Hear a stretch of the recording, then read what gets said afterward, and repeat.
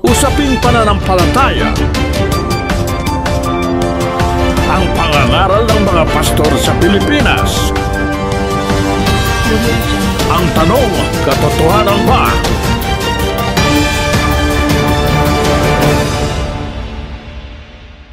Hello guys! Ang pagtalakay at pagsusuri sa mga mangangaral na tatalakayin natin ay layunin nating magbigay ng makakristyanong pagsusuri sa mga pahayag ng mga pastor. Hindi para manira, kundi para magbigay linaw. Ating patutugtugin ng buo ang video upang maiwasan ang maling konteksto. At ginagamit natin ito sa ilalim ng prinsipyo ng fair use para sa komentaryo at edukasyon. Maraming salamat. Ang mapapanood natin ay ang tanong ng binata sa aklat ng Apokalipsis. Kung ano ba ang simbolo ng anghel na nakatayo at mga ibon sa himpapawid? Ang tanong, simbolo nga ba o literal na mangyayari sa hinaharap? Panoorin na natin. Ang tanong ay nasusulat din po sa Apokalipsis, Kapitulo 19, versikulo 17 hanggang 19. Batay po sa pagsasalarawan po nito, ano po ba ang naging simbolo ng anghel na nakatayo sa araw at ang iba't ibang klase ng mga ibon na lumilipad sa himpapawid? Ano po ba ang kahulugan nito? Ito po ba'y natupad na o ipatutupad pa lamang po sa pangitain na nakita ni Apostol Juan? Ano po ang kahulugan nito? Hindi pa natutupad yan. Basahin natin at makita natin pati kahulugan. 19 ng Apokalipsis at 17 hanggang 19. At nakita kong nakatayo ang isang anghel sa araw, na siya'y sumisigaw ng malakas na tinig, na nagsasabi sa lahat ng mga ibong lumilipad sa gitna ng himpapawid, halikayo at magkatipon sa dakilang hapunan ng Diyos, upang kayo'y makakain ng laman ng mga hari, at ng laman ng mga pangulong kapitan, at ng laman ng mga taong makapangyarihan, at ng laman ng mga kabayo, at ng mga nakasakay dito, at ng laman ng lahat ng mga taong laya, at mga alipin man, at maliliit at malalaki. At nakita ko ang hayop at ang mga hari sa lupa, at ang kanilang mga hukbo na nangagkakatipon upang makipagbaka laban doon sa nakasakay sa kabayo at laban sa kanyang hukbo. Alam mo kapatid, yung nakasakay sa kabayo, yun si Kristo, nasa 13 yun, nakadamit siya ng isang damit na nawinisikan ng dugo. Si Kristo yun, saka meron siyang hukbo. Ngayon, ito namang hukbo nung kabila, yung mga kalaban, ay makikipagbaka sa kanya. Nandun yung mga sari-saring ibon na papakainin sa dakilang hapunan, kakain sila, ang kakainin nila, laman ng mga hari, kakainin ng mga masasamang, yung mga ibon, Alam mo kung anong uring ibon yan, kapatid? Basahin natin sa 18:2 ng Apokalipsis. At siya'y sumigaw ng malakas na tinig na nagsasabi, naguho, naguho ang dakilang Babilonia, at naging tahanan ng mga demonyo, at kulungan ng bawat espiritong karumaldumal, at kulungan ng bawat karumaldumal at kasuklam-suklam na mga ibon. Alam mo yung kasuklam-suklam na ibon, yun ang kumakain ng laman Yung mga meat eaters, yung mga carnivorous na ibon. Yun ay mga larawan ng mga demonyo. Mga espiritu ng demonyo yun. Yon ang inaanyayahan ng Diyos dun sa kanyang hapunang dakila. Pagkapaparusahan niya na yung masasamang tao, mga makapangyarihan, mga hari, nalapastangan sa Diyos, di kumilala sa Diyos. Pagdating nung araw, makikipaglaban sa Diyos yan. Matatalo yan. Ipalala mo ng Diyos ang kanilang laman sa mga demonyo para matupad yung sumpa kay Satanas, ang kakainin mo, abok. Yan. Darating pa lang yan, di pa nangyayari yan.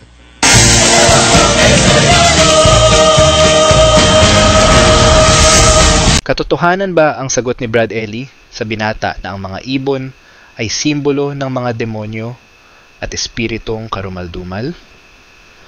Pakinggan naman natin ang version ni Brad Willie Santiago sa nasusulat sa Apokalipsis Kapitulo 19 sa talatang 17 hanggang 19. Nagkaroon sila ng interes na malaman yung binanggit ng Panginoong Hesus na ang isa'y kukunin, ang isa'y iiwan. Ang tanong ng mga alagad, na yun nga rin po yung tinatanong natin ngayon, saan, Panginoon? Ano po ang sagot? At sinabi niya sa kanila, kung saan naroon ng bangkay, ay doon din naman magkakatipon ang mga uwak. Ayan. Yung tanong ng mga alagad kung saan mangyayari yung sinabi ng Panginoon na ang isa'y kukunin, ang isa'y iiwan. Ang tanong ng mga alagad, saan, Panginoon? Ano po sagot ng Panginoon? Kung saan naroon ng bangkay, ay doon din naman magkakatipon ang mga uwak.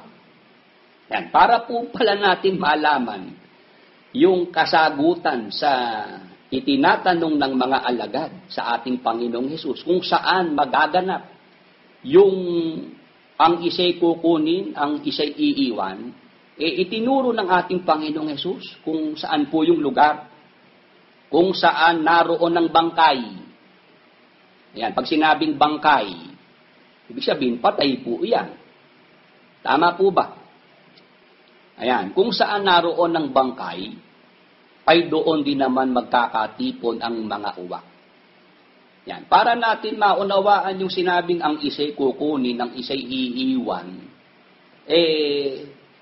itong sagot na ibinigay ng ating Panginoong Hesus, dapat dyan po tayo ngayon magbigay po ng pansin. Yung lugar, itinuturo ng Panginoong Hesus kung saan mangyayari yung may kukunin at may maiiwan. Saang lugar po yon? Kung saan naroon ng bangkay, ay doon din naman magkakatipon ang mga uwak. Ayan. Meron palang lugar na kung saan yung bangkay, yung mga patay, nandoon. Ang mangyayari, magtitipon-tipon naman yung mga uwak. Pag sinabi pong mga uwak, alam niyo po ba yung uwak, mga magulang at mga kaibigan? Ano ba kinakain ng uwak? Anybody? Pwede ho ba kayong sumagot dyan? Yan. Ano ba sa English ang uwak? Sa English Bible, ano ba ang nakasulat dyan sa uwak? Pakilagay nga natin yung 1737 ng Lucas sa King James. Yung uwak, mga magulang, mga kaibigan, yan po isang klase ng ibon. Tama po. Ano ba ang paboritong kainin ng mga uwak? Ayan. Yung mga nabubulok na laman. Ayan, mga patay, raven. Ayan. Dito sa Japan, mga basura, nakapagkalat ng basura. Ayan, ayan. Sabi po ni Brother Robert Crow. Ayan, crow ang mga uwak. Ibig sabihin, mga magulang at mga kaibigan, ayan, patay na hayop, ayan, nangangalakal din ng basura. Ayan, nangangalkal din ng basura. Ayan, basta bulok na laman, bulok na karne, mapa hayop, mapa tao, yan ang gustong kainin ng mga uwak. Ngayon, para wag ho tayong magaya kay Ingkong na nagbibigay ng sariling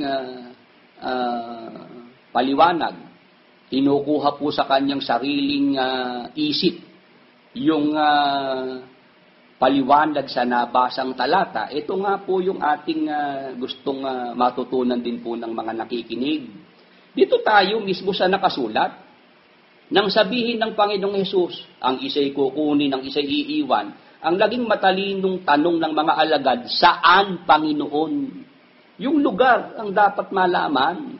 Ngayon, sumagot naman ng Panginoon kung saan lugar ang kanyang tinutukoy, kung saan naroon ang bangkay, ay doon din naman magkakatipon ang mga uwak. Tanong ko sa inyo mga magulang at mga kaibigan, ito bang binabanggit ng Panginoong Hesus na bangkay at mga uwak, ito ho ba'y literal o spiritual?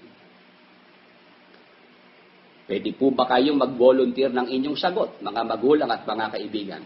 Kaya nga po sabi ko, pinasulat ang Biblia para natin maunawaan, maintindihan. May binanggit na bangkay, may binanggit na uwak, o pwede ho ba yung literal? Ngayon, patunayan natin sa Biblia, mga magulang at mga kaibigan, na yung binanggit dito ng Panginoong Hesus, na bangkay, mga uwak, yan, pag sinabing uwak, yan po'y ibon, ha? Huwag nating kakalimutan yan. Pag sinabi namang bangkay, yun po ay mga patay. Ngayon, posible po ba na literal itong binabanggit ng Panginoong Hesus na ito? Para natin malaman kung saang lugar mangyayari ang may kukunin at may iiwan? O babasahin ko po, mga magulang at mga kaibigan. Dito po, sa isang talata ng Ezekiel, sa 39, at ang talata po ay 17 hanggang 22. Ito po, mga magulang at mga kaibigan. Babasahin ko po at sana po inyo pong ilista rin at sundan niyo po yung aking pagbabasa. At ikaw, anak ng tao, ganito ang sabi ng Panginoong Diyos. Salitain mo sa sari-saring ibon at sa lahat na hayop sa parang. Magpupulong kayo at kayo'y magsiparito. Magpipisang kayo sa lahat ng dako sa aking hain na aking inihahain sa inyo. Sa malaking hain sa ibabaw ng mga bundok ng Israel. Ayan, mga magulang at mga kaibigan, yung lugar na ating pong tinutuklas, saan Panginoon? Sumagot ang Panginoon kung saan naroon ang bangkay, doon magkakatipon ang mga uwak. Ngayon, dito po sa ating binabasang talata, Ezekiel 39:17. O saan pong lugar to, mga magulang at mga kaibigan? Maliwanag po, hindi sa Pilipinas yan. Ayan, kaya sablay agad si Ingkong. Kasi, ang kanyang setting, hindi ho sa Israel. Sa Pilipinas ang setting niya. Kaya, ibig lang sabihin, palpak agad si Ingkong. Dahil dito sa ating binasang talata, ito po pala'y mangyayari na ang sabi po ng Diyos, salitain mo sa sari-saring ibon at sa lahat na hayop sa parang. Magpupulong kayo at kayo'y magsisiparito. Tapos, magpipisan kayo sa lahat ng dako na aking hain, na aking inihahain sa inyo, sa malaking hain sa ibabaw ng mga bundok ng Israel, upang kayo'y mga kakain ng laman at mga kainom ng dugo. Yan, dito po sa ating binabasa na talata, mga magulang at mga kaibigan, dito po, yung mga ibon, yung mga hayop, ito po pala, nakikipag-communicate ang Diyos sa kanila. Ayan, sila po ay sinasabihan, kinakausap na ang Diyos po pala ay maghahain sa ibabaw ng mga bundok ng Israel. Malaking hain ang kanyang inihahanda para dito po sa mga sari-saring ibon at mga hayop. Ano po yung kanyang inihahandang hain? Yung mga laman. At sila po'y makainom din ng dugo. Yan, ang ipapakain po ng Panginoong Diyos. Dito po sa mga sari-saring mga ibon na ito ay mga laman at mga dugo. Ngayon, tuloy natin ang basa. 18. Kayo'y magsisikain ng laman ng makapangyarihan at magsisiinom ng dugo ng mga prinsipe sa lupa, ng mga lalaking tupa, ng mga batang tupa, at ng mga kambing, ng mga toro na pawang patabain sa basan.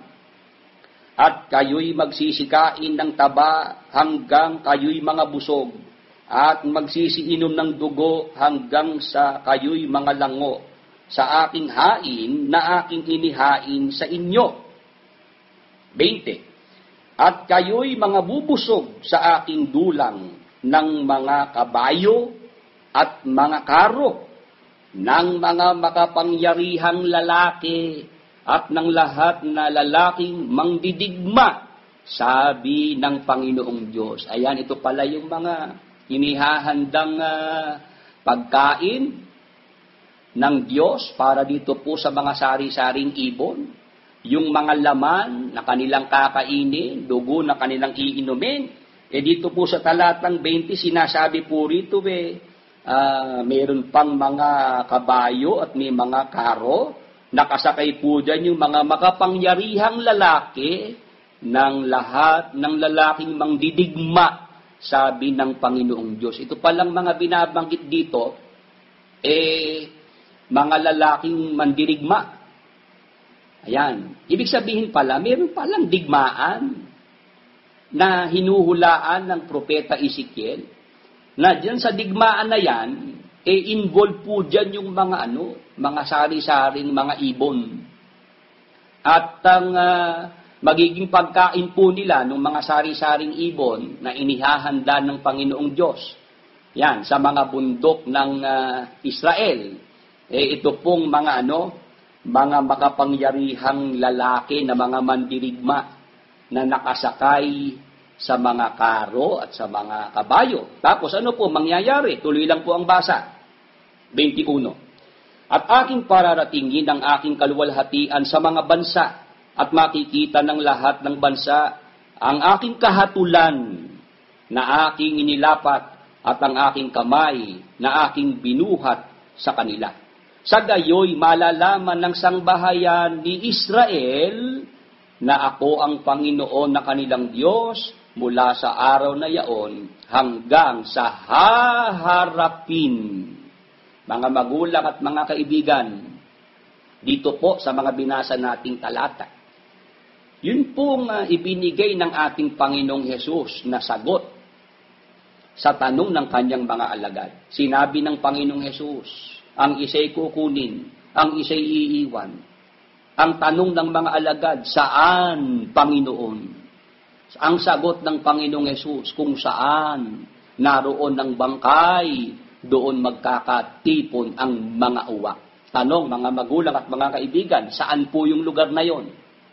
Kung saan, mayroong mga magiging mga patay dyan, mga bangkay, at doon po magtitipon-tipon naman yung mga uwak, yung mga sari-saring ibon. Saan ho mangyayari yan? Yan po ay sa Israel. Nakuha niyo po. Meron pong mangyayaring digmaan sa Israel. At sa digmaan na yan, marami pong mapapatay. At yung mga mapapatay na yan, na mga mandirigma, kakainin ng mga ibon, kakainin ng mga uwak. Amen. Amen po ba, mga magulang at mga kaibigan? Nakukuha niyo po ba aking ibig na bigyan po ng pansin? Pwede po ba kayong mag-komento? Ayan. Yung ating pinag-uusapan, Lucas 17:34-35. Ngayon, sa talatang 37, sumagot na ang Panginoong Hesus dahil nagtanong yung kanyang mga alagad. Saan, Panginoon? Ito naman ang sagot ng Panginoon. Kung saan naroon ang bangkay, doon magkakatipon ng mga uwak. Ibig sabihin, yung sinasabing, ang isa'y kukunin, ang isa'y iiwan. Hindi rapture yan. Ingkong, sablay ka na naman dyan. Bakit? Ang setting niyan sa Israel. Sa Israel, may mangyayaring paglalaban. Digma. Ngayon, may mga mamamatay sa digmaan na yan. Ngayon, ang gagawin ng Panginoong Diyos, itong mga mapapatay sa digmaan na yan, magiging pagkain ng mga uwak. Ayan. Kaya magpipiesta ang mga uwak. Diyan po sa digma ang mangyayari na yan dahil marami silang magiging pagkain, mga patay, mga bangkay. Yan po'y sa Israel, hula yan. Hinulaan ng propeta Ezekiel. Pag sinabing hula, yan po'y magaganap sa hinaharap. Amen. Amen po ba? Ngayon, ang tanong, okay lang po magaganap yan sa hinaharap? Ano po bang digmaan yan, mga magulang at mga kaibigan? O ito, para matuto si Ingkong. Ayan, yan sila Mel, Adpro, Adsit. O ganito nyo mag-record ng yung inyong pasalamat maayos naman ng inyong mga pagtuturo dyan. O pupuntahan po natin ang Apokalipsis 19. At ang talata po ay 11 hanggang 21. Medyo mahaba po itong mga talata. Iinom po muna ako ng tubig. At nakita kong bukas ang langit. Ayan, nakita po ng Apostol Juan, bukas ang langit. At narito ang isang kabayong maputi. At yaong nakasakay dito ay tinatawag na tapat at totoo. At sa katwiran, siya'y humahatol at nakikipagbaka. Ayan. Sa nakita po ng Apostol Juan, nakita niya bukas ang langit Tapos, ang nangyari, isang kabayong maputi. Ayan. Isang kabayong maputi, ang kanyang nakita, yan po'y galing sa langit. Kaya nga, Ingkong, yung aking bear, meron bang hayop sa langit? Sabi ni Ingkong, wala daw. Ito na naman ang issue dyan. Ang turo ng inyong the only sensible preacher, wala daw pong hayop sa langit. Ibang langit yung alam ni Ingkong. Yung langit po na itinuturo ng Biblia, meron pong mga hayop doon. At nang makita po ng Apostol Juan na bukas ang langit, nakakita po siya ng isang kabayong maputi. Yan, kabayo po kabayo. Yun ho bang kabayo? Horse. Hayop ba yan o hindi? Ano po sagot, mga magulang at mga kaibigan? Yung kabayo, yun ho ba'y hayop? Yun po'y nakita ng Apostol Juan, yan po'y nanggaling sa langit. Ibig sabihin, may mga hayop sa langit. Ayan nga, nabasa natin, kabayo, maputi. Tapos, ano pa ang kanyang nakita? At yaong nakasakay dito, o may nakasakay pala sa kabayong maputi, tinatawag na tapat at totoo, at sa katwiran, siya'y humahatol at nakikipagbaka. Tuloy. At ang kanyang mga mata ay lingas ng apoy, at sa kanyang ulo ay maraming diadema. O yan, mga magulang at mga kaibigan. Ito po bang nakitang ito ng Apostol Juan? Na doon po sa ulo nung nakasakay sa kabayo, maraming diadema. Yun ho ba, literal ba yung nakikita na ito ng Apostol Juan? May kabayong puti. Yun ho ba, literal na kabayo? Tapos may nakasakay dyan. Tapos, yung nakasakay dyan, sa kanyang ulo, may mga diadema. Mga mamahaling bato. At siya ay may isang pangalang nakasulat na sino man ay di nakakaalam kundi siya rin. At siya'y nararamtan ng damit na winisikan ng dugo. At ang kanyang pangalan ay tinatawag na ang Berbo ng Diyos. O sino po yung nakasakay sa kabayong maputi? Yun po yung tinatawag na ang Berbo ng Diyos. Sino po ba ang Berbo po ng Diyos na ating kilala? Hindi po ba ang ating Panginoong Hesukristo? Tama po ba, mga magulang at mga kaibigan? Ang nakita ni Apostol Juan na nakasakay sa kabayong maputi, yun po ang ating Panginoong Hesukristo. Yan, sakay-sakay ng kabayong puti. Ngayon, ano po ang kanyang nakita? Sa 14, At ang mga hukbong nasa langit ay sumusunod sa kanya, mga nakasakay sa mga kabayong puti at nangararamtan ng mahalagang linong maputi at dalisay. Ayan, nangunguna pala ang Panginoong Hesukristo. Tapos, sa kanyang likuran, kasama niya yung kanyang mga hukbo ng langit, mga nakasakay din sa mga kabayong puti. O marami palang kabayo sa langit. Hindi lang pala isa. Ayan. Tapos, yung mga nakasakay po doon, nararamtan ng mahalagang linong maputi at dalisay. Pansinin niyo po, mga magulang at mga kaibigan, ang Panginoong Hesus papunta po sa isang digmaan o labanan. Kasama niya yung kanyang mga hukbo, yung kanyang armies. Ang suot-suot nila, puting damit. Nakaputi sila.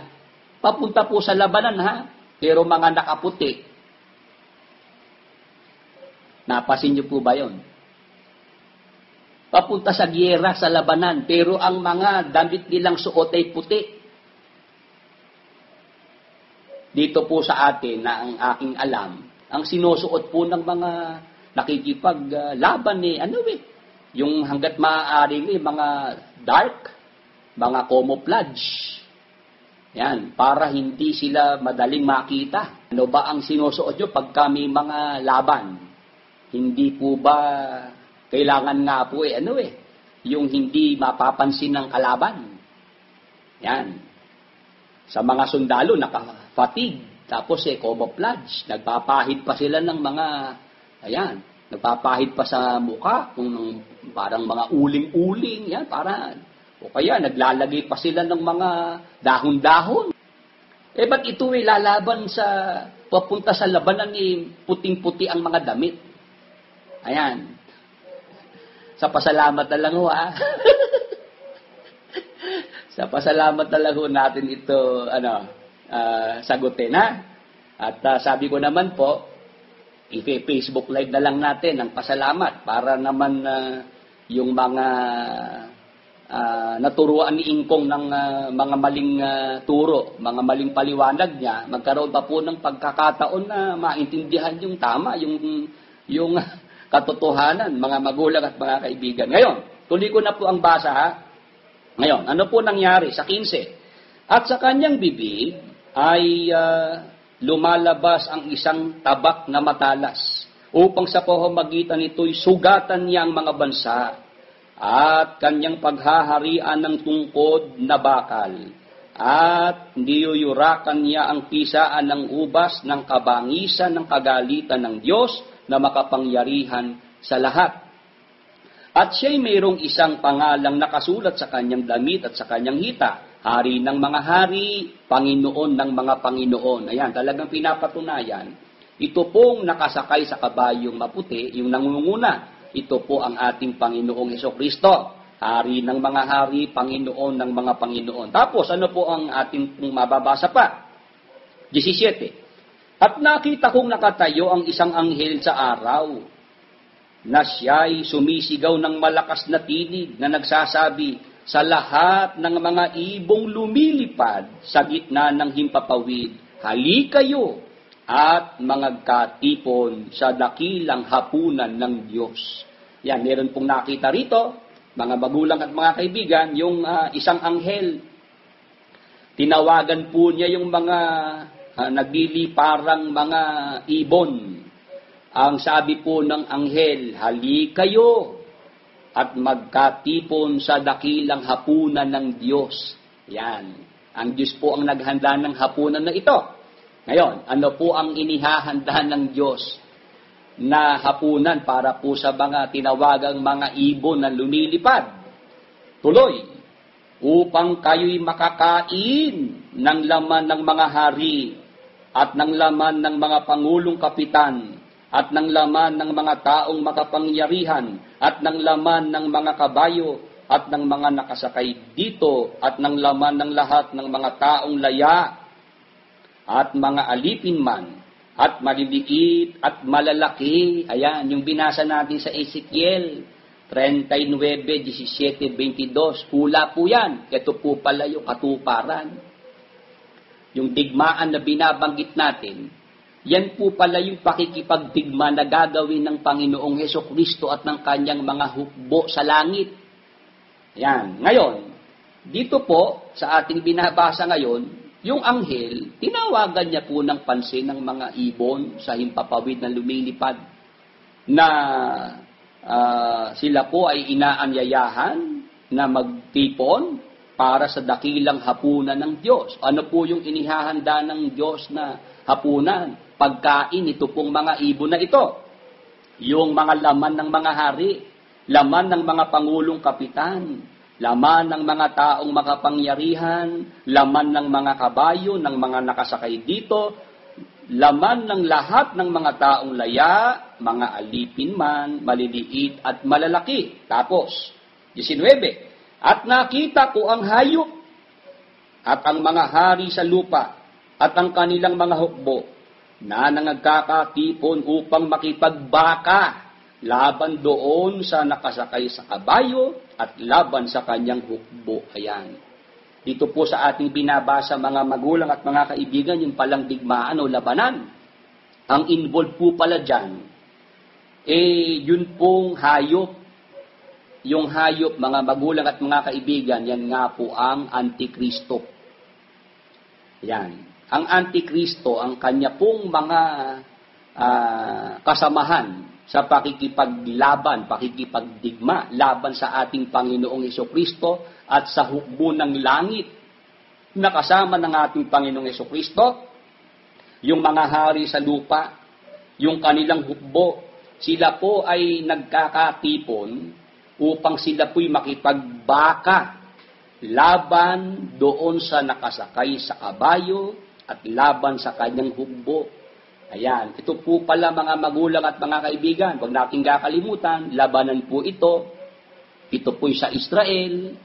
Ngayon, sa pagbabalik pala ng Panginoong Hesukristo sa lupa, mga magulang at mga kaibigan, saan po siya papunta? Anong lugar sa mundo ang pupuntahan ng Panginoong Hesukristo kasama yung kanyang mga hukbo? Ano po ang inyong napansin, mga magulang at mga kaibigan? Ang Panginoong Hesukristo po, pagka pala yan pumarito na. Ano po? Hindi naman sa Pilipinas pupunta. Ayan, hindi ho sa Apalit, Pampanga. Hindi rin po sa Brazil. Kaya walang pupuntahan dito si Ingkong Hindi sa Pilipinas at hindi rin sa Brazil. Ang Panginoong Hesus sa Israel papunta.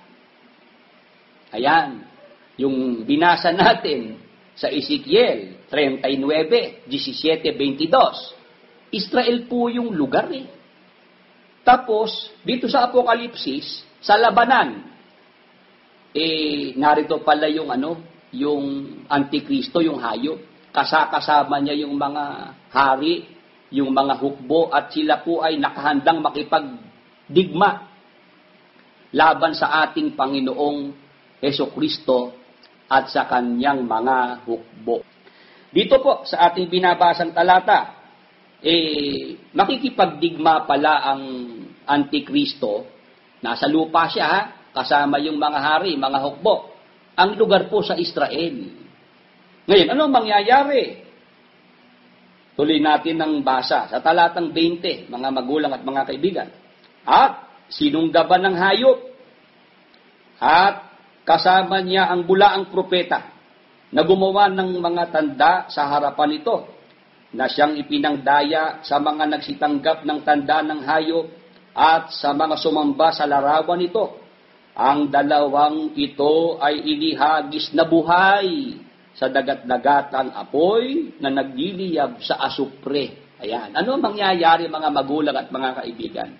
Dito po sa hayop at sa kanyang mga kasamang hukbo na sila po ay makikipagdigma laban sa ating Panginoong Hesukristo at sa kanyang mga hukbo na nakasakay sa mga kabayong maputi. Ano mangyayari mga magulang at mga kaibigan? Sabi po sa talatang 20, sinunggaban ang hayop at ang kasama niya ang bulaang propeta. Yan. Tapos ano po ang nangyari? ang dalawang ito, yung hayop at yung bulaang propeta, ay inihagis na buhay sa dagat-dagatang apoy na nagiliyab sa asupre. Ano ibig sabihin? Matatalo pala sa labanan itong hayop, yung Antikristo. At kasama niya yung kanyang mga hukbo, yung mga hari, yung mga mandirigma. Yan po pala'y matatalo sa labanan. Mamamatay sila.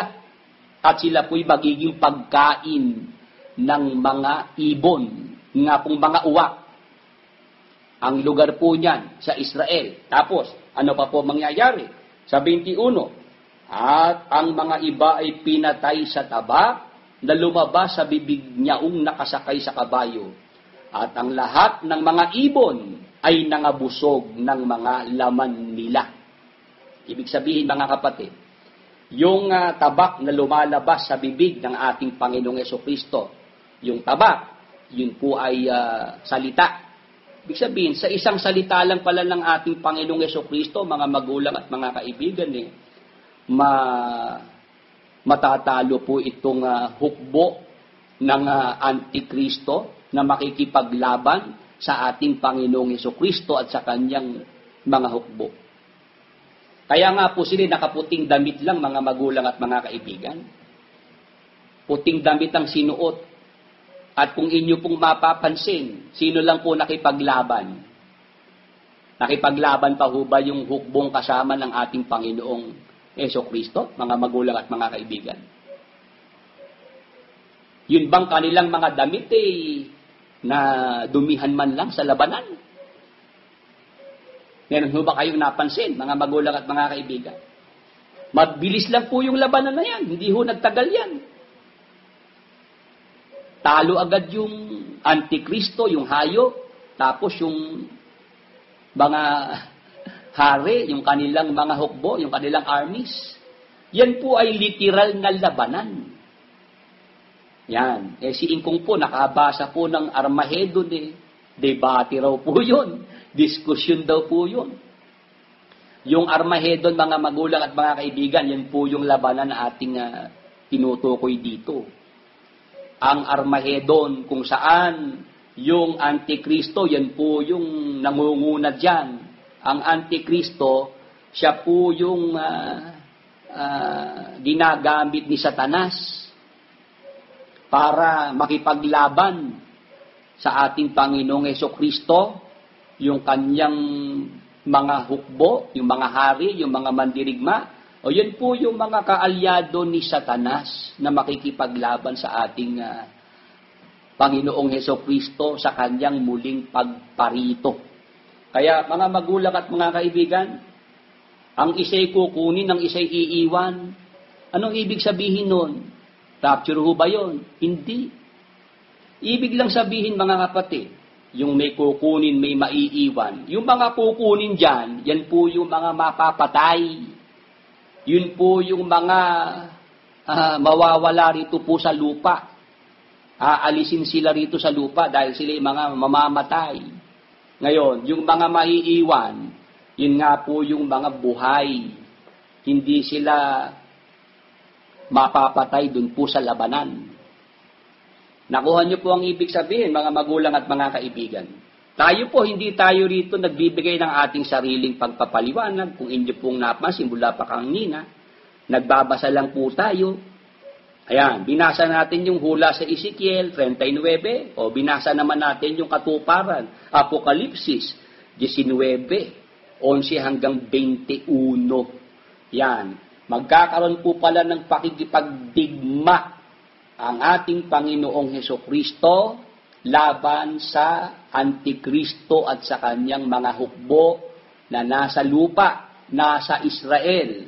Yang mga mapapatay na yan sa labanan, kakainin ng mga uwak, ng mga ibon, kung saan naroon ng bangkay, doon magkakatipon ang mga uwak. Doon po mangyayari ang isa'y kukunin, ang isa'y iiwan. Maliwanag na po ba yan? Yung sinabing kukunin, yung mga mamamatay. Ayan. Mamamatay po sila at sila po yung magiging pagkain ng mga uwak. Ngayon, yung mga maiiwan, sila po yung mga buhay. At sila po yung makakakita, mga magulang at mga kaibigan, ng magiging paghahari ng Panginoong Hesukristo sa loob ng 1,000 taon. Yung hayop, yung bulaang propeta, buhay po sila na ihahagis sa dagat-dagatang apoy. Sila pala yung mga unang casualty na ihahagis sa dagat-dagatang apoy. Yan ang dapat nating mapansin.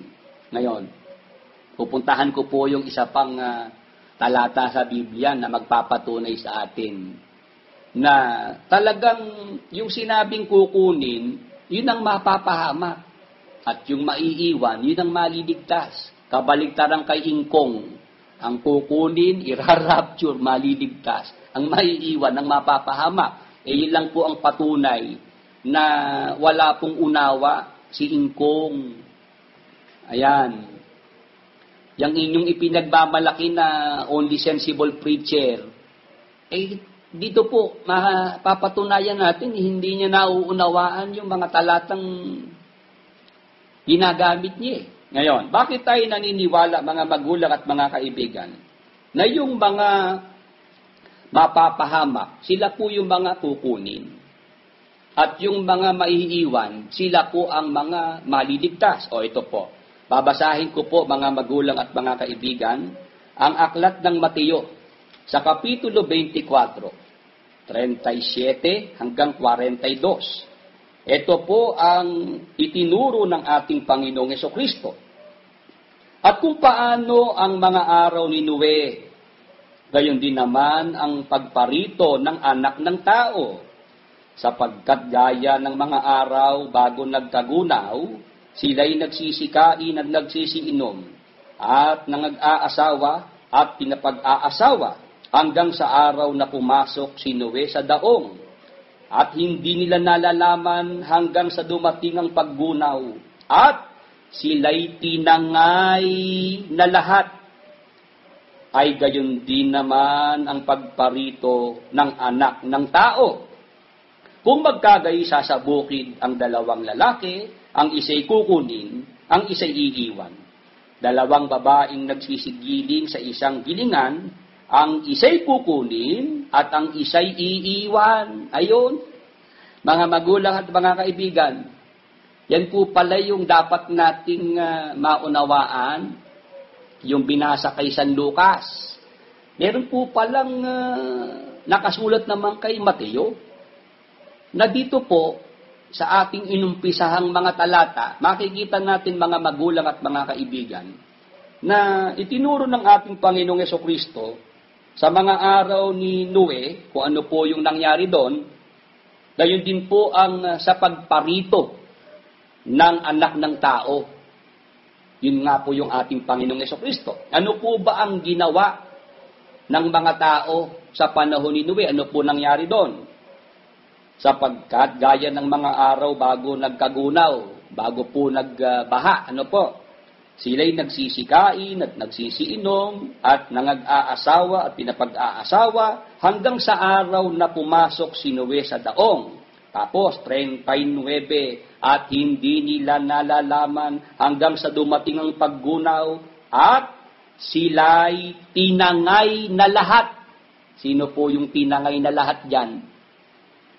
Sino po yung tinangay na lahat ng bahang gunaw, mga magulang at mga kaibigan? Hindi po ba yung mga masasamang tao sa panahon ni Noe? Sila yung mga inalis sa pamamagitan ng bahang gunaw. Amen? Nakuha niyo po ang ibig sabihin, mga magulang at mga kaibigan. Yung mga kinuha, tinangay ng baha, mga inalis sa lupa, sila po yung mga masasama. Ngayon, sino po ang naiwan dyan? Ang naiwan dyan, yung 8, si Noe at ang kanyang pamilya. Amen. Kaya nga ang kadugtong kung magkagayoy, sasabukid ang dalawang lalaki, ang isa'y kukunin at ang isa'y iiwan. Dalawang babaeng nagsisigiling sa isang gilingan, ang isa'y kukunin at ang isa'y iiwan. O kita po ninyo. Sino ba naiwan dyan? Hindi ba ang naiwan dyan si Noe? Ang mga kinuha, tinangay ho ng baha, yung mga taong masasama. Ayain kong, paano ngayon yan? Ang istad mo, yung mga kukunin, ang maliligtas. At yung maiiwan, yun po ang mapapahamak. Samantalang dito po kay Mateo 24:37, ano po, hanggang 42. Ang nakasulat po rito yung mga tinangay ng baha, yung mga kinuha ng baha, yung mga inalis, yun ho yung mga taong masasama, yung mga nilipol ng Diyos. Tapos, yung mga naiwan, yun po yung mga matutuwid. Ngayon, yun nga po si Noe at ang kanyang pamilya. Ngayon, ano patunay natin dyan? Dito po sa Lucas. Yung nga pong mga tinangay, kinuha ng baha, inalis sa lupa, yun nga po yung mga masasamang nilipol ng Diyos. Lucas 17:26 hanggang 27 ng San Lucas. At kung paano ang nangyari sa mga kaarawan ni Noe, ay gayon din naman ang mangyayari sa mga kaarawan ng anak ng tao. Sila'y nagsisikain, sila'y nagsisiinom, sila'y nangag-aasawa, at sila'y pinapag-aasawa. Hanggang sa araw na pumasok sa daong si Noe at dumating ang paggunaw at nilipol silang lahat. Ayan, maliwanag po mga magulang at mga kaibigan. Nung dumating na po yung bahang gunaw, ano ginawa po ng bahang gunaw? Ayon, inalis po sa lupa, kinuha, ayan, tinangay, nilipol yung mga taong masasama. Yan. Kaya yung sinabi ng ating Panginoong Hesus, ang isa'y kukunin, ang isa'y iiwan. Saan nag-umpisa yan? Dun sa kanyang naging pagtuturo kung paano ang naganap na pangyayari sa panahon ni Noe. Yung mga kinuha ng baha, tinangay ng baha, nilipol ng Diyos, mga taong masasama. Ang naiwan, ang natira, yung mga matutuwid na naging dapat sa Diyos sa panahon ni Noe. Amen. Amen po ba, mga magulang at mga kaibigan? Ayan. Ganyan po pag-aaral ng salita ng Diyos. Ayan. Yung mga fanatics, solve na rin sa mga pinagtuturo ni Ingkong ng pasalamat. Sila po ay nalalima na roon sa mga kalokohang mga turo ni Ingkong na galing lang sa isip niya. O tayo po mga magulang at mga kaibigan, wala ho tayo ritong mga iniimbento, wala ho tayo ritong sariling paliwanag. Binabasa lang po natin kung ano nakasulat. Sa Biblia po, yan, sa panahon ni Noe, yung mga kinuha ng baha, yung mga inalis dito po sa lupa, sila po yung mga taong masasama. Nilipol sila. Ngayon, ang ginawa po ng Diyos, pinaiwan niya yung matutuwid. Napakinggan nun natin si Brad Willie. Yung mga ibon na sinasabi sa Apokalipsis 19 ay mga literal na ibon na inanyayahan na kumain ng mga laman ng tao na mapapatay sa digmaang Armageddon. Ang mga namatay sa digmaan ay sila pala ang kukunin at ang maiiwan ay ang mga paghaharian sa 1,000 taon. Yun pala ang ibig sabihin ni Jesus na isa ang kukunin at isa ang maiiwan. Ibig sabihin, sa aklat ng Apokalipsis ay hindi lahat ay espiritual o mga simbolo. Meron ring literal na pangyayari. Maraming salamat sa panunood. Please subscribe, like, and share. Mag-comment naman kung ano ang masasabi ninyo sa aking content.